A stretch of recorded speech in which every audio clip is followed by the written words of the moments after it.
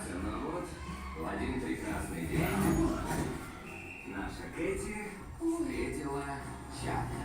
Вы не ошиблись.